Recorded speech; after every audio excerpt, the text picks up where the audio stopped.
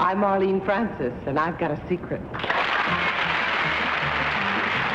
Got a Secret, brought to you tonight by Spick and Spam, a big job cleaner made to be mixed in water, its power released in water. Spick and Spam. Live from New York, here is I've Got a Secret, starring Steve Allen.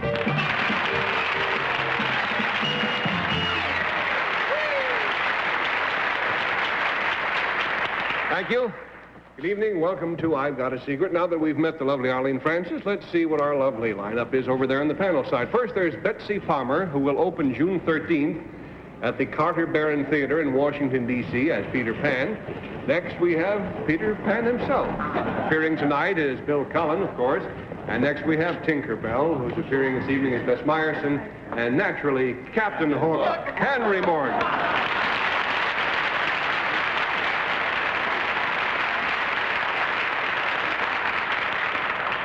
I heard a strange noise backstage, and then I heard it stop. We'll find out what that means as we meet our first contestant.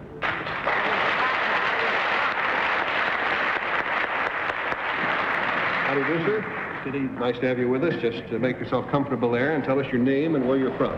My name's William Pollock. I'm from Pottstown, Pennsylvania. And now, Mr. Pollock, as I was saying, I heard a strange sound back over there, which I understand is a rather unusual vehicle. Made by a vehicle, I should say. So if you'll whisper to me, we'll show the audience just what you're driving these days. Mm-hmm.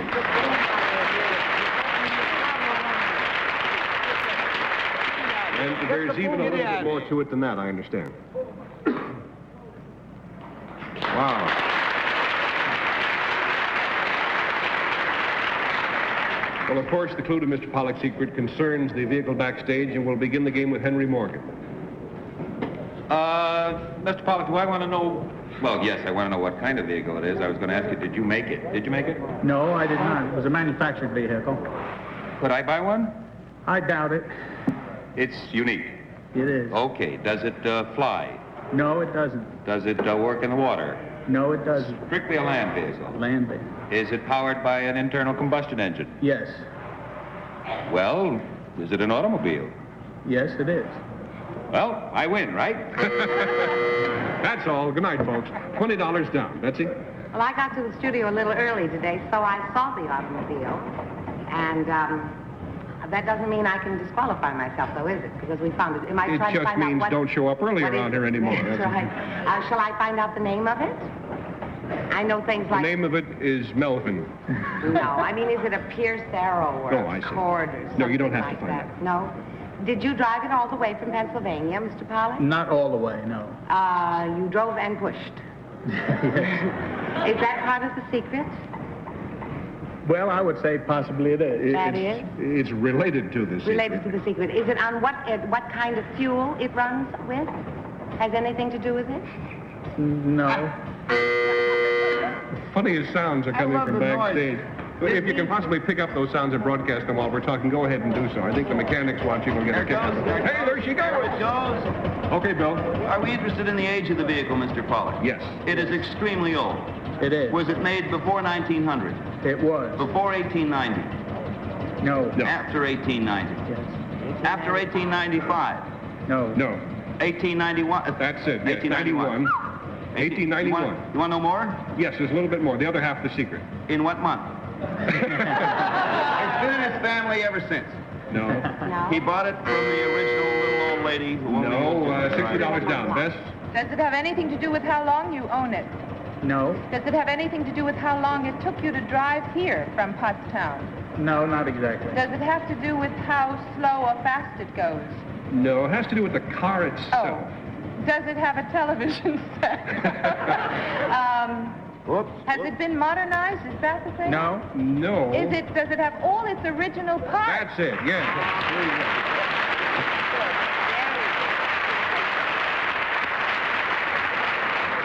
It sounds like it's about to take its last gasp, and before it does, let's open the curtain and all get a look at it. Come on over here, Mr. Pollock.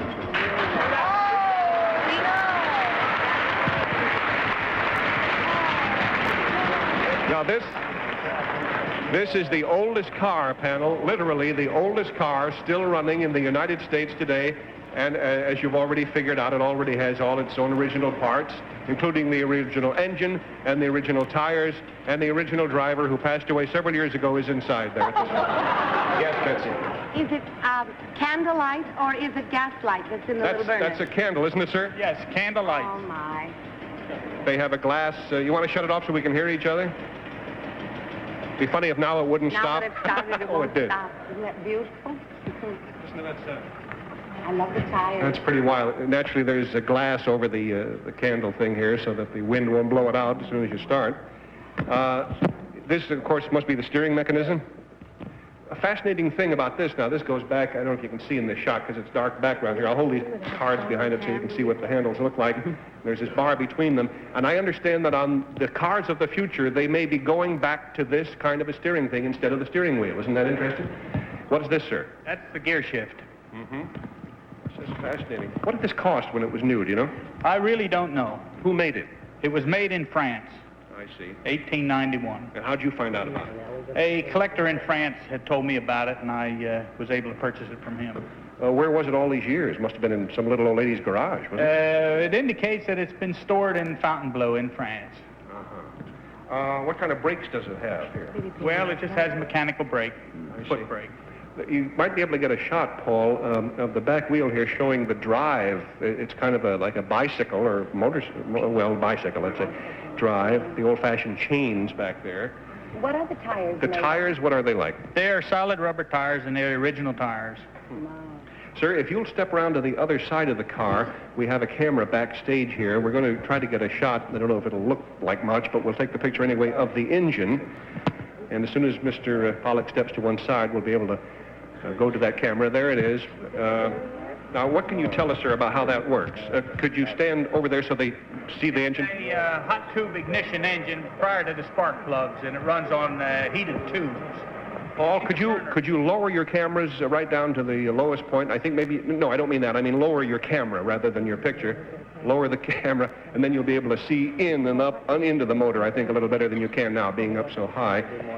What are those two flames? They look like a blowtorch. Hot tube burners. The hot tube burners that create the ignition. You don't have spark plugs? No spark plugs. How fast does it go? Approximately 15 mile an hour flat out. Flat out. And what are these fenders made of? Fenders are wood. Wooden fenders.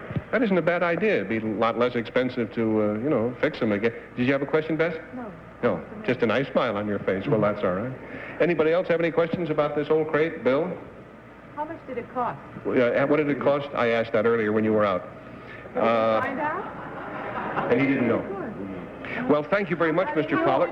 How much fuel does it What is it? How much fuel does it carry? It carries 5 gallons of gas. 5 gallons. How far does it go in a gallon? Oh, possibly 15 miles to the gallon.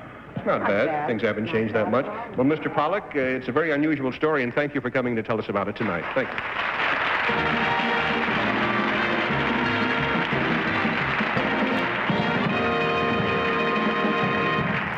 We'll be back with some more fun after this message. Now, our next contestant, please.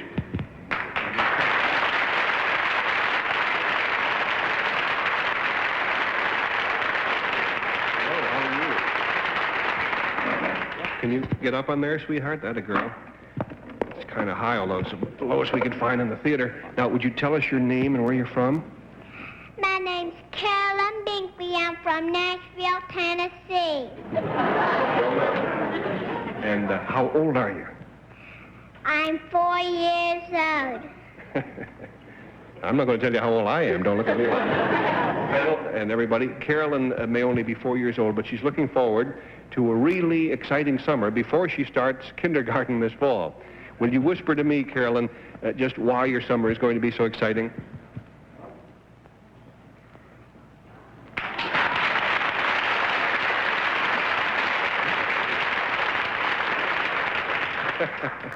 At the moment, Carolyn is entranced with her own image, which is understandable. If I looked that cute, I'd be looking at myself all day, too. Now, the clue to Carolyn's secret concerns something she did, and we'll start the game with Bill Cullen. And this thing that you did, Carolyn, is going to have an effect on your summer, the way you spend the summer? Well, I been meaning to say that to Bill for years. Yeah. I don't know either. I guess the answer is, she could do what she has done and is doing any time. Don't get the summer... But it has to do with the way she's going to... It has to do, Carolyn, with the way you're going to spend your summer. Yeah. Yeah. Are you going to leave Nashville? I don't know. She doesn't have to go away from Nashville to do what she's going to do, although she might. Are you going to be with other little girls? Yes. And tomorrow I'm going to go away. Well, we all have to go sometime. $20 down, Bess. She's wonderful. Carolyn, are you going to do something exciting this summer? Are you going to sing? Yes. And are you going to appear on television? Yes, ma'am. Oh, that's all right, Carolyn. Ma'am, I like that. Are you going to also be in the movies? No, ma'am. Well, they're missing a lot by not having you. Well, Carolyn, you're going to perform on television this summer. Is it going to be all summer? Not all summer. No, you might try another direction with music. Are you going... $40 down. Henry? Gee, I don't... I haven't been 4 years old in quite a while, have I? Honey, are you going to sing with an orchestra? No, sir. Tell me why the big man next to you shakes his head yes. I thought she was. How do you like that? What are you going to sing with? Nobody. With just a little quiet voice alone in the night, I guess. Let's see. Now, Carolyn, are you going to be in a large theater?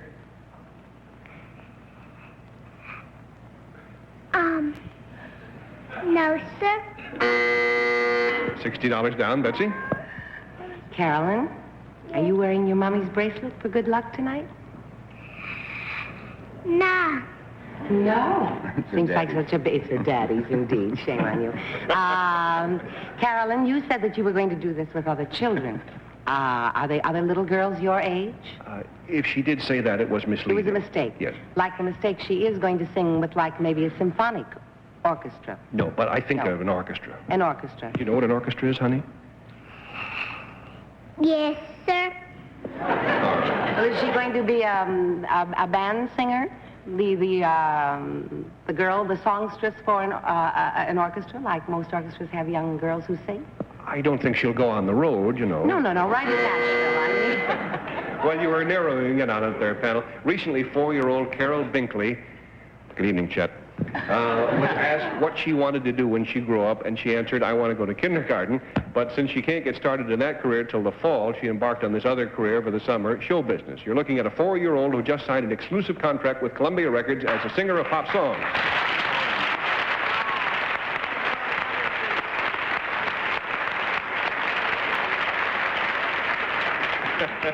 How many years have you been singing, honey? I don't know. How do you read? Can you read music? No, sir. How do you learn your songs? My mother teaches them to me. I see. What are the songs that you have ready for release? She's already recorded, you see. I want a baby brother for Christmas. And? Here comes the Easter Bunny. Yeah, yeah, yeah. Allow me.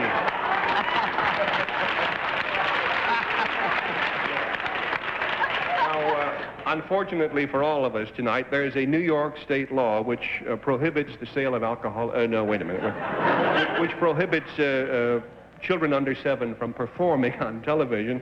But fortunately, Carol brought her records with her. Not Carol, Carolyn. I'm sorry.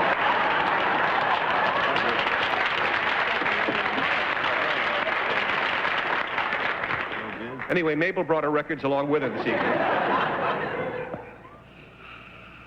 Well, Yes. I couldn't put it better myself.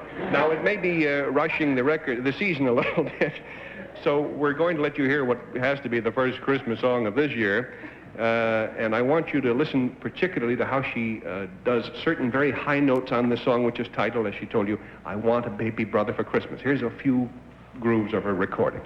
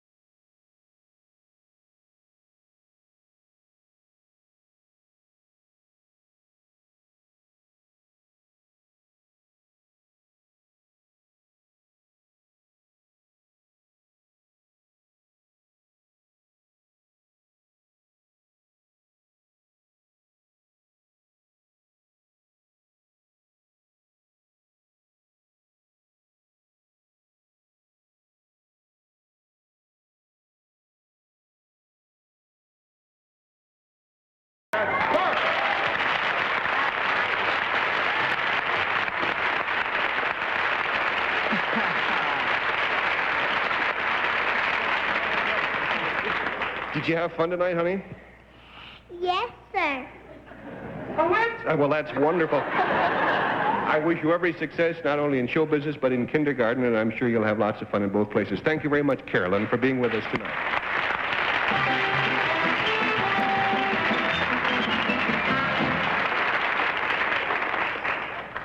There's no... I got scared because there's no stairs over there. Just flew right up to the balcony. There she goes. We'll meet our special guest for the evening in a minute after this message. Now our special guest, a good friend from What's My Line, Miss Arlene Francis.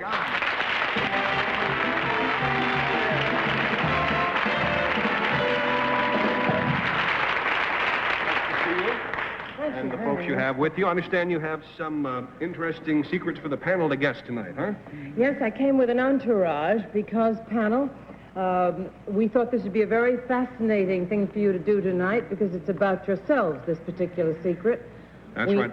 We know how good they are at guessing other people's secrets. Now we're going to find out, for a change of pace, how good they are at guessing secrets about them, their very selves. Yes, Arlene's done a lot of research. Well, let's say a lot of snooping. Yeah. And she has come up with these people whose names we are not going to give you right away because each of these people has a secret that concerns one of you. And we don't want to give you too much help, you see. So, Arlene, let's start with Henry Morgan. Who has the secret concerning Henry? Well, first let's ask Henry if any of these people behind me look familiar to him. They wouldn't let me wear my glasses, Arlene, and, So you're not sure? I can tell that I don't know the three gentlemen, so I'll take the lady. That's wise in any case. Unfortunately, it happens to be wrong, Henry. One of the gentlemen does have a secret that involves you. We're going to ask that man to sit right down here, sir, if you will. And we'll show the audience what his secret in connection with Henry Morgan is.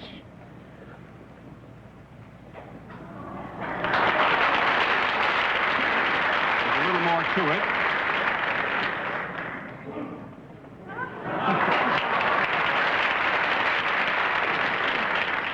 Henry, the clue concerns something that you and this man did, and you'll do all the questioning, of course. Did we do this some time ago, sir? Quite some time ago. Were we both a little thinner? I think we both were, yes. Were we in New York City? No.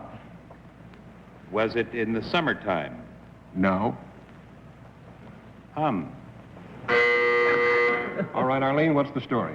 Well, now, Henry, this is Richard Spong, who is now... It all came to you, but he's now an associate editor and writer for editorial research reports. But when you knew him, he was captain of the Roman part of the debating team, and you were the Greek captain of that debating team. In Harrisburg, Pennsylvania. Right. Good to see you.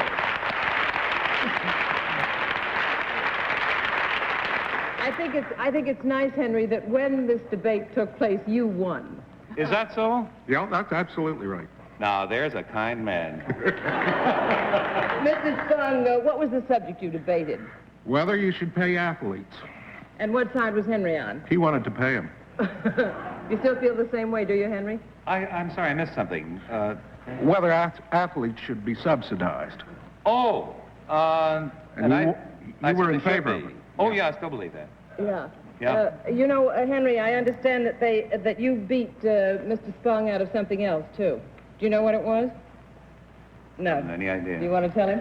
A role, I think it was as Dulcie's father in Dulcie. Oh. Class play, huh? Oh, yeah, and I never even got to do it anyhow. Why was that? He got mad at the director and quit. Well, thank you, Mr. Spong, for sharing your secret with us. Thank you. Now, Arlene, whose secret is next?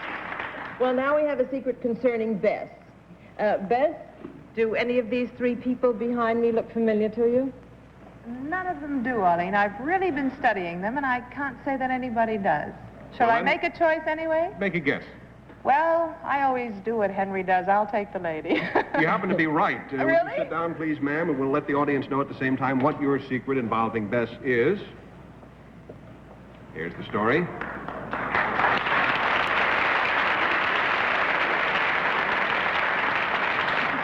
This lady's secret in connection with you concerns something she did, and you'll do all the questioning, Bess. Well, now, Arlene's a snooper. Was she snooping about my present? About my past, then? Your past. Was I under 16? No. Was I at school? No. Was I 21? I think so.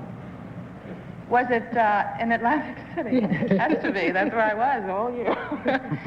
It was 21 in Atlantic City, and you were Miss America before I was. I have no idea. In the right neighborhood, but wrong street. Well, that's pretty close anyway, Bess. This is Mrs. Mary McGowan, who was your chaperone and hostess when you were Miss America. That's how excited I was. You look marvelous. Did you feel she was going to win, Mrs. McGowan? I always thought she would win. I think so, too. Was she nervous? She didn't seem to be. Have you done that anymore? Have you been chaperones or hostesses for other Miss Americas? Well, I was Bess's chaperone or hostess the following year, and then the year after that, I was hostess. But I had to stop because it took too much time. And she was your only winner. That's right. Thank you, Mrs. McGowan. Now, the next person... I just wanted to find out how come Mary looks younger and I look older. We'll now have a Marvelous. secret, of course, for Bill Cullen, right, Arlene? Yes, Bill. Have you any idea which one? Yes, I have it narrowed down between the two gentlemen on the end. That's very good. Strangely enough, the man with the goatee looks familiar to me if he did not have the goatee. There's something about his face that looks familiar. That so I is would say strange, he is Bill, the man. because you've never met him. The other gentleman, would you sit down here? We're running quite late on this. We'll let the audience at home know immediately what this gentleman's secret is involving Bill, and here's the story.